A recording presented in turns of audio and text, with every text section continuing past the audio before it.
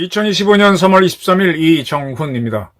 3월 24일 한덕수 국무총리 대통령 권한당에 대한 탄핵 심판 결정이 있었습니다. 그리고 수요일인 26일에는 이재명 민주당 대표 선거법 위반 2심 선고가 있습니다. 12월 3일 123 계엄 이후 대한민국 정치는 요동을 치고 있습니다. 윤석열 대통령 탄핵은 어떤 결과를 만들까요? 네. 국가정보원 원장 특보하고 1차장을 지냈던, 그리고 경기대학교 교수를 지낸 남종 박사님은 항상 남북은 역사 공동체이기 때문에 일란성 쌍둥이이다. 대한민국 정치가 요동을 치면 이북의 정치도 요동을 친다라는 설명을 자주 하셨습니다. 윤석열 대통령이 12.3 계엄을 한 이유가 뭘까요? 저는 그 직전에 있었던 인민군의 러시아 파병, 그게 상당한 영향을 끼쳤다고 봅니다.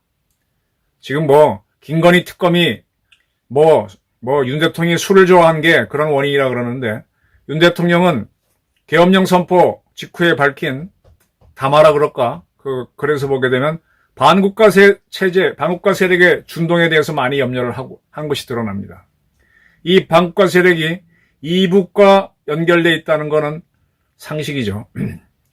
북한은 분명히 대한민국을 흔들어 놓고 대한민국이 정신이 없어야 러시아에 파병을 할 수 있습니다. 네. 북한이 성공을 한 건가요? 거기에 12.3 계엄으로 대응을 했는데 윤 대통령은 바로 계엄을 국회 요청으로 해제하고 거꾸로 내란을 일으켰다는 내란 우두머리로 몰리는 위기를 맞았습니다. 그런데 세상은 변합니다. 국제정치는 끝없이 변합니다. 이 미국에서 트럼프 대통령 정부가 출범하면서 러시아 우크라이나 전쟁이 휴전으로 가는 모습을 보이고 있고 또 이스라엘과 하마스의 전쟁이 지금은 다시 싸움을 시작했지만 휴전을 거론하면서 국제정치가 요동을 치고 있습니다. 이런 가운데 갑자기 러시아 국방부 장관을 지내고 러시아 국가안전보장회의, 대한민국 같으면 NSC죠. 거기에 서기, 우리로 친다 그러면 안보실장 정도 되는 거죠. 이 쇼이구가 갑자기 북한을 방문해서 김정은에게 푸틴의 친서를 전달했습니다.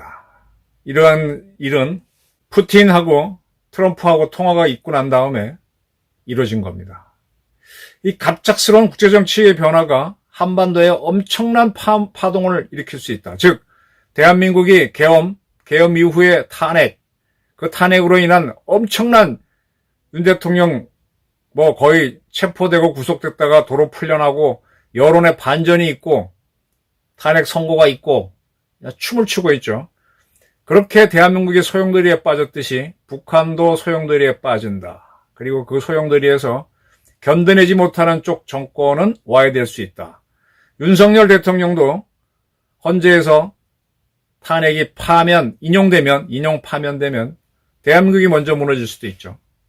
근데 그 반대가 된다면 어쩌면 김정은 정권도 무너질 수 있다. 이런 예측을 해봅니다. 지금 이제 세상 사람들은 잊고 있는데 하나 주목할 만한 사건이 있습니다. 시리아라는 나라를 아시죠? 시리아. 북한하고는 아주 절친한 나라입니다.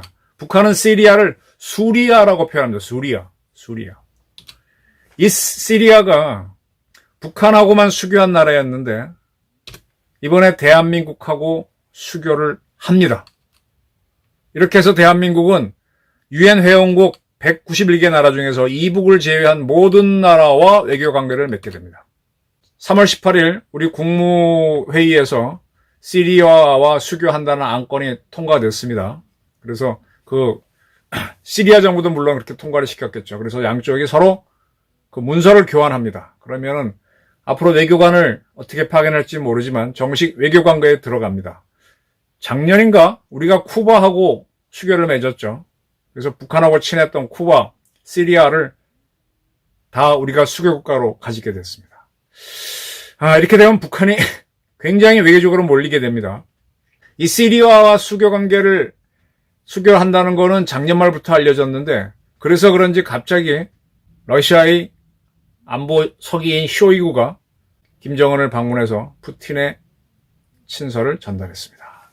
자, 이 시리아를 좀 봐야 되는데요. 시리아는 북한만큼이나 세습 정권입니다. 작년까지 알 아사드가 시리아를 이끌었는데, 그는 그의 아버지가 이끌던 걸 이어받아서 작년까지 시리아의 수반 노릇을 해왔습니다. 근데 이 알 아사드 정권이 위기를 받습니다. 언제 받느냐? 2012년 국제정치에서 받습니다. 국제정치가 굉장히 무섭습니다. 아주 우습게 보면요, 혼납니다.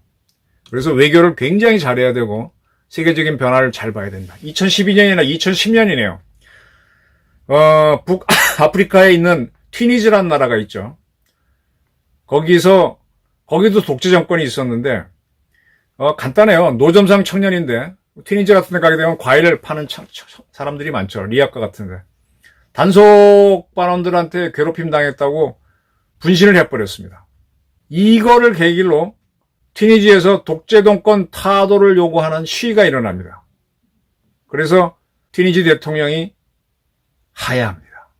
이것이 여기서 끝나는 게 아니라 이 민주화의 열기가 예멘으로 퍼져서 예멘의 정권, 이집트의 무바라크 대통령, 그 다음에 리비아의 독재자 카다피까지 물러납니다. 이걸 그때 무슨 혁명이라고 그랬죠? 벤자민 혁명이라고 그랬나? 이름 생각이 안 나네요. 2010년에 확 북아프리카, 그리고 이제 예멘은 중동이지만 리비아, 이집트의 독재 정권이 무너지고 튀니지 동기 정권이 무너집니다. 이때 이제 예멘이 사우디 아라비아 반도에 있는데, 역시 아라비아 그쪽에 있는 시리아에서도 이 독재 정권에 타도하는 운동이 일어납니다. 이거를 이제 아사드가 막아내죠. 뭐 군대를 동원해서 무력 진압합니다. 그러니까 이게 이제 내전으로 커지면서 점차 이제 반정부 세력이 늘어나죠. 그러면서 독재 세력은 자기네 수도인 다마스쿠스를 겨우 지키는 걸로 몰리지만 무려 10년 이상을 최근까지 버텼어요. 이렇게 아사드 정권이 오래 버티게 된 거는 러시아하고 그 다음에 이란이 지원했기 때문입니다. 이란은 이 아사드 정권하고 같은 종파라고 보면 되고, 시리아는 러시아하고 북한의 지원을 받은 거죠. 그런데 2022년에 2월 달에 러시아가 우크라이나를 침공합니다. 근데 금방 쉽게 이길 줄 알고 특별 군사작전이라는 이름으로 들어갔는데 한 몇 주 만에 끝내려고 그랬는데 현재 만 3년이 지났는데 끝나지 않고 있죠. 그 러시아가 우크라이나의 발목을 잡히면서 이 시리아에 대한 지원을 제대로 못하게 돼요. 러시아가 얼마나 힘들었으면은 작년에 북한군을 지원받게 되죠. 10,000명 이상 지원을 받게 되죠. 러시아가 굉장히 힘들었습니다. 그런 상태에서 2023년에는 10월 달에 가자에 있는 하마스가 이스라엘을 때립니다. 여기에 대해서 이스라엘이 응전을 하는데, 이스라엘이 이 하마스를 잡고 나서 그 다음에 레바논에 있는 반군 헤즈볼라를 때리고, 헤즈볼라를 지원하는 게 시리아하고 이란인데 거기까지도 탁탁하게 됐죠. 그 시리아하고 이란이 이쪽을 도와주니까 거기서 날아오는 미사일을 맞고 쏘고 뭐 하다가 이란이 이제 이스라엘하고 붙게 됐습니다.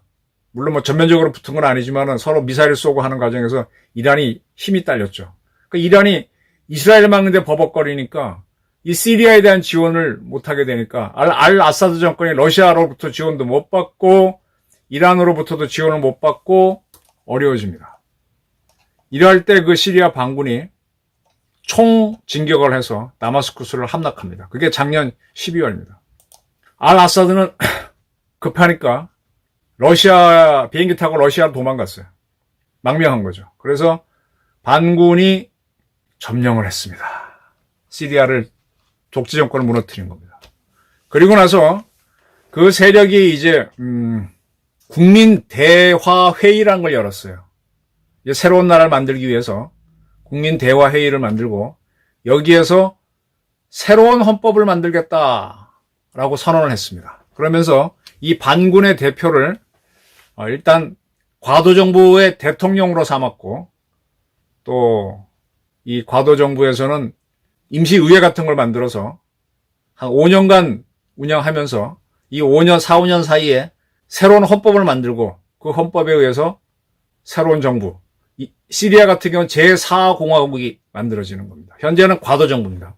과도정부를 만들어서 이제 새로운 헌법을 만들기로 논의하기 위해서 사람들을 모아서 회의를 하게 하고 과도정부가 끌고 나가고 있습니다. 그리고 이제 의회를 만들겠죠. 그 의회는 인민의회라고 이름 지었는데 이제 대한민국도 일본으로부터 해방돼갖고 정부를 만들 때 우리는 헌법을 만드는 첫 번째 의회를 재헌의회라죠. 재헌의회 만드는 선거를 48년 50선거를 하는데 그거 반대했던 세력이 박헌영의 지도를 받았던 남노당이죠. 그들이 제주에서 4.3 사건을 일으켰습니다. 그러한 4.3 사건을 피해자들을 현창하고 한 게 문재인 정권. 참으로 이상하죠. 그러한 4.3 세력이 제주도에서 계속 준동을 하니까 그걸 진압하기 위해서 출동하려고 한 부대에서 반란이 일어난 게 여순사건. 그 여순사건 피해자들을 또 현창을 한 게 문재인 정권입니다. 참 이상합니다. 그것처럼 이제 얘네들도 인민의회를 만들겠다. 과도정부에서. 이렇게 가고 있습니다. 그러면서 지금 새로 만드는 헌법은 상권 분립을 하고 여성의 권리를 높여주고 이 자유를 많이 증진하는 쪽으로 하겠다. 이렇게 하고 있습니다. 그전까지 알 아사드 정권은 김일성, 김정은, 김정일하고 친했는데 이제 반군이 그를 러시아로 쫓아내고 차지했고 이제 자유를 주고 인민들에게 또 경제를 일으켜야 되니까 어떻게 하겠습니까? 대한민국과 수교하면 북한 독재 정권, 세습 정권하고 확실히 다르다는 모습을 보여주고 또 한국이 경제개발 잘하는 나라니까 지원을 받을 수도 있죠. 그래서 한국과 수교를 하겠다라고 했고 그것이 지난번에 우리 국무회에서 통과가 되면서 바로 양국은 정식 외교관계를 맺게 됩니다. 자, 이걸 보게 되면 튀니지에서 2010년 시작된 벤자민이 아니라 제스민 혁명이라 그랬죠. 이 제스민 혁명이 13년에 걸쳐서 시리아 독재 정권까지 세습 정권까지 무너뜨리게 됩니다. 이 와중에 러우 전쟁, 그다음에 이스라엘 하마스 간의 전쟁이 또 추가됐던 거고요. 국제 정치는 춤을 추면서 이렇게 거대한 변화를 국가에 가져옵니다. 트럼프가 지금 집권하면서 러시아 우크라이나 전쟁을 끝내겠다라고 했습니다. 그래서 방법으로 일단 러시아가 차지한 영토는 그대로 인정해주는 조건에서 정전을 하고 그다음에 그 정전된 그 접경지에는 미국이 재건기금을 바탕으로 미국 기업들이 들어가서 거기에 히토리를 개발해서 50대 50으로 나눠갖고 미국은 그 이익은 우크라이나에 제공했던 무기 대금으로 회수해 간다. 근데 미국 기업들이 들어가게 되면은 우크라이나는 중흥이 될 것이고 다시는 침략을 받지 않을 것이다. 이런 플랜을 갖고 지금 들어가고 있죠. 그리고 이제 이스라엘하고 하마스 문제는 가자 지구에 있는 팔레스타인 사람들을 이집트나 다른 곳으로 몽땅 이주시키고 그곳은 세계에서 가장 좋은 휴양지 리비에라로 만들겠다라고 했습니다. 이게 될지 안 될지 모르지만 아주 혁신적인 방안이에요. 이렇게 되면 중동에서 굉장히 문제가 풀릴 겁니다. 그러면 푸틴 같은 경우에는 지금 경제적으로 굉장히 어려웠어요. 미국과 서방 국가들이 제재를 받고 있는데 우크라이나 전쟁을 끝내면 한숨을 돌리게 되겠죠. 근데 그렇게 해서 위기는 벗어나지만은 그동안 희생된 러시아 병사들이 많고 경제가 어려웠으니 갑자기 이렇게 느슨해지면은 민주화의 요구가 일어날 수 있죠. 또 그러한 열풍이 북한으로 들어가게 되면 지금 10,000명 이상을 파병했다가 4,000여 명이 사상된 그리고 2명은 지금 현재 우크라이나에서 생포가 됐고 그 2명을 조건 없이 한국에 보내겠다는 게 우크라이나의 입장입니다. 이제 그런 걸 갖고 우리가 대북 심리전을 한다라고 하게 되면은 북한에서도 이거 뭐야? 김정은이는 우리 인민 병사의 피를 팔아서 돈을 벌었네. 잘 먹고 잘 살았네. 라고 하게 되면 북한에서도 혁명적인 변화가 일어날 수도 있다. 브레즈네프 시절 소련이 아프간을 침공했다가 브레즈네프가 죽으면서 그 다음에 이제 안드로포프 체르넨코 들어섰다가 고르바초프가 들어서면서 일종의 대땅뜨로 들어갔죠. 과거 소련은 스탈린 시절 때 굉장히 하다가 스탈린이 죽고 나서 혼돈을 겪다가 후르시초프가 들어서면서 후르시초프, thoul은 녹다, having 일종의 대땅때에 들어가면서 미소 관계가 좋아졌는데 푸틴도 이 미국과의 관계를 갑자기 열게 되면은 푸틴이 죽거나 아니면 임기 중에 일종의 해빙이 되면서 그러면서 러시아가 자유는 들어가지만 경제가 휘청일 수도 있어요. 그 후르시초프가 들어섰을 때 동유럽 공산국가에서 막 민주화 시위가 일어났었죠. 북한에도 마찬가지로 푸틴이 조금 이 전쟁을 끝내면서 풀어줄 수밖에 없죠. 그러면 러시아에서도 막 자유와 물결이 일고 북한서 일면서 김정은이가 휘청할 수도 있습니다. 지금 대한민국이 휘청한 것처럼 김정은이도 휘청할 수 있습니다. 그래서 지금 뭐 어떻게 된 건지 정확하게 알 수 없지만 쇼이구가 북한을 방문했고 그러한 쇼이구에게 김정은이가 얘기한 거는 지난번에 이제 북한하고 러시아가 우호조약을 다시 맺었는데 거기에는 상호방위 내용이 들어있죠. 그 북한 러시아 우호조약을 무조건적으로 이행하라 라는 당부를 김정은이가 쇼이구에도 했습니다. 쇼이구는 북한의 지원에 대해서 감사하다 그랬고요. 이제 김정은은 러시아가 전쟁을 끝내면 더 이상 돈을 못 벌게 되고 그런 파병했던 병사들이 돌아오게 되면 국내에서 여론이 어떻게 일어날지도 모르고 이 외국에 갔다 온 친구들이 러시아에 갔더니 거기는 이렇더라 얘기하게 되면 자유화의 물결이 일어날 수도 있고 돈은 못 벌고 위기 맞을 수 있죠. 그러면 북한을 지키는 거를 러시아가 도와줘야 되는데 러시아가 미국하고 뭐 어떻게 돌아가게 되면 등한히 하게 되면 자기네들은 고립무원이 될 수도 있는 거죠. 이럴 때 우리 국가정보원이 북한에 대한 대북 심리전을 확 펼치면 어떤 반군 세력이 일어나거나 혁명 같은 변화가 일어날 수가 있습니다. 윤 대통령이 탄핵된 것처럼 김정은이도 탄핵과 비슷한 절체절명의 위기를 맞을 수 있는 거죠. 우리는 윤 대통령이 설사 탄핵에서 파면 인용된다고 하더라도 또 상당한 애국자들이 있기 때문에 좌파들이 준동을 해도 막아내고 버틸 겁니다. 기업들도 있고. 근데 북한은 쉽지 않을 겁니다. 남주원 교수 말대로 우리가 한번 휘청하면 이북도 무조건 휘청합니다. 무엇으로 휘청하는지 그 요소가 다를 뿐이지 거의 똑같이 일란성 쌍둥이입니다. 우리가 독재 정권 들어서면 쟤네도 들어서고요. 우리가 혁명을 맞으면 쟤네도 혁명을 맞습니다. 그건 뭐 서로 거울은 먼저 웃지 않는다 그러죠. 내가 거울 보고 웃으면 거울도 웃죠. 내가 인상 쓰면 걔도 인상 쓰죠. 똑같습니다. 우리 북한하고 우리는 마주보기 때문에 내가 인상 쓰면 인상 쓰고 내가 어허 그러면 그쪽도 어허 하게 돼 있습니다. 거울에서는 내가 죽으면 거울 속에 나도 죽겠지만 남북관계는 거울까지는 아니기 때문에 내공이 약한 쪽이 먼저 무너지면서 버티는 쪽이 통일을 할 수 있겠죠. 독일이 그렇게 됐었습니다. 독일이. 브란트 동방정책을 했던 브란트가 89년 8월인가 9월 대한민국 왔는데 대한민국이 먼저 통일될 것이다 그랬는데 불과 보름 만에 베를린 장벽이 무너지고 1년 후 1990년에 동서독이 통일됐습니다. 벌써 동서독이 통일된 지 34년, 5년이 흘렀네요. 엊그제 같은데. 남북한도요, 춤을 출지 모릅니다. 김정은, 러시아에 파병한 게 한때 기세 좋았지만 그게 결정적인 위기를 초래할 수도 있습니다. 저는 그런 면에서 윤 대통령이 탄핵되지 않고 기각 또는 각하가 돼서 대통령직으로 롤백하기를 희망합니다. 그가 돌아오게 되면은 좌파들이 준동하는 시위는 경찰을 동원해 충분히 막아낼 수 있을 것이고 윤 대통령은 계엄령을 할 정도로 담대한 사람이에요. 이 부분을 놓치면 안 돼요. 지금 윤 대통령을 탄핵시키려고 하는 좌파는 윤석열이라는 사람이 사고 칠 수 있다는 걸 알아차린 겁니다.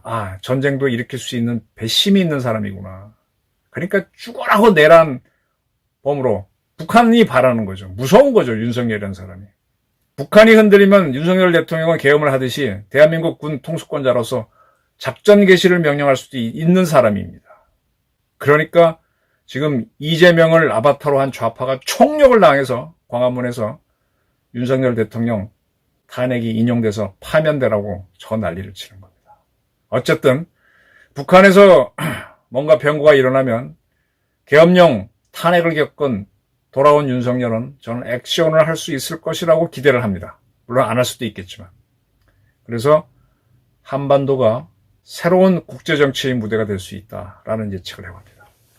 그 시작이 쿠바와의 수교였고, 쿠바의 수교 이후 북한이 러시아에 파병을 했고, 러시아의 파병 이후 우리가 시리아랑 수교를 합니다.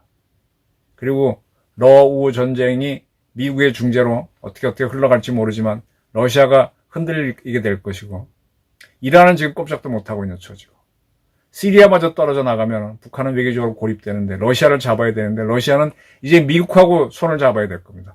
미국하고 손을 잡지 않으면 중국한테 굉장히 스트레스를 받을 거예요. 미국은 러시아와 손을 잡으면서 이 시진핑을 흔들어댈 겁니다. 시진핑이 흔들리면 북한도 흔들립니다. 이 동북아의 전 세계 국제정치가 다 들썩들썩하는 와중에 먼저 위기를 맞은 게 우리였던 거죠. 먼저 그 싸움을 했던 게 윤석열 대통령이 12.3 계엄으로 했다가 너무 빨리 나가서 돈자가 됐다가 지금 기사회생하려고 하는 중이고, 우리는 먼저 맞은 예방주사가 있기 때문에 이번에 살아난다면 동북아에 벌어질 거대한 국제정치에서 상당히 중요한 피복 국가가 될 수 있다. 그리고 김정은은 흔들릴 수 있다. 시진핑은 흔들릴 수도 있다. 푸틴도 흔들릴 수 있다. 어쩌면 절체절명의 통일계를 잡을 수도 있다. 이런 예측을 해봅니다. 이를 위해서는 윤 대통령이 반드시 롤백을 해야 됩니다. 윤 대통령 탄핵은 각하 내지는 기각이 정답입니다. 감사합니다.